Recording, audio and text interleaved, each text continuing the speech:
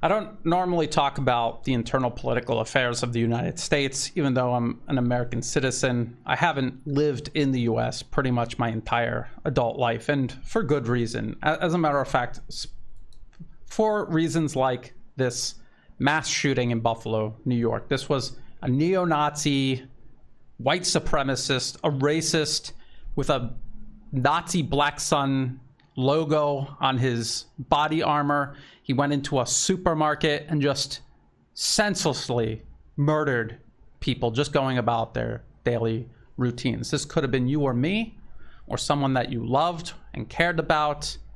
Dead, gone, never coming back, because some maniac with this ideology floating around in his head went unaddressed and was allowed to fester in our midst. Worse still is not the fact that the US is not going to do anything serious to address this.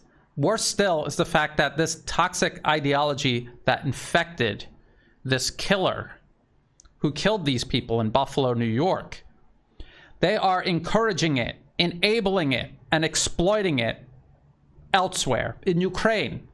That same black sun that this killer was wearing on his body armor when he killed those innocent people in that supermarket in Buffalo, New York, that is the same black sun that adorns the uniforms of Azov Battalion Nazis, a unit, an official unit in Ukraine's armed forces. This was his manifesto, this killer. That was the front page, the black sun. This is the logo for the Azov Battalion in Ukraine that the US right now is sending billions of dollars in weapons to keep them fighting. And now I think you might get a clearer picture of as to why Russia felt they had to go into Ukraine in the first place. They were creating an entire nation of people with the same mindset as this killer who went on his rampage in Buffalo, New York. That same black sun can be found on uniforms all across Ukraine's military. This was a Getty image right here. Getty Images. This is a Ukrainian soldier. There's the black sun, a Nazi emblem on his uniform. To get an idea of how serious the West is about addressing Nazism, modern day Nazism that is getting people killed in Ukraine and now just got 10 more people killed in Buffalo, New York. This is how serious they are. This is the voting in 2014 on this. Combating glorification of Nazism, neo-Nazism, and other practices that contribute to fueling contemporary forms of racism, racial discrimination, xenophobia, and related intolerance. 115 yes, 3 no, 55 abstain. That seems like a very easy thing to say yes on. And who said no? This was in 2014. Canada said no. Ukraine obviously said no because they are run by Nazis. And the United States. Other nations abstained. The UK abstained. Germany abstained, a nation incapable of learning from its past mistakes. Canada might surprise some people, but it doesn't surprise me. Look at this CTV News article. Far-right extremists in Ukrainian military bragged about Canadian training, report says. And this was this training that was going on in western Ukraine, the Lvov region, where Russia, pretty much in the beginning of the war, sent missiles their way and put that to an end. Look at the image closely. That is the same wolf's angle that the Azov Battalion operates under. So that there's a serious Nazi problem, not just in Ukraine, but across the entire West.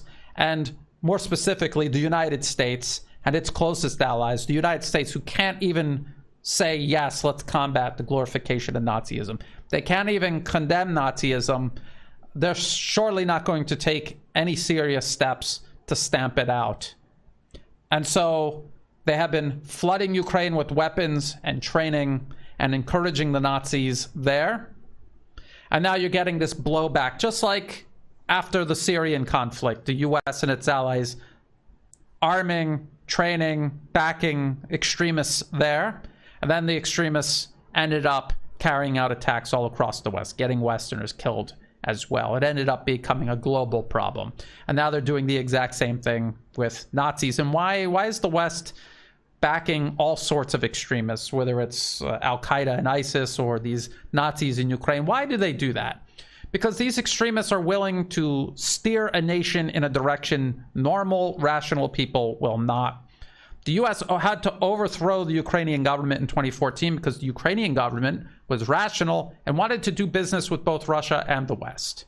They were happy to do business with both and remain balanced in the middle. The U.S. said, no, we want to transform Ukraine into a proxy that we will use against Russia. You have to find extremists to make that happen. And if you cannot find enough extremists, you create them. That is what the U.S. did for the last 8 years. These extremists were waging a campaign of terrorism, torture, and mass murder against the Russian-speaking population of Ukraine, up to the point where they were waging what was essentially open war against the people of the Donbas region. That's why Russia's in Ukraine. And that same toxic ideology just drove a man to kill 10 innocent people in Buffalo, New York. These are where the battle lines are. Figure out which side you want to be on.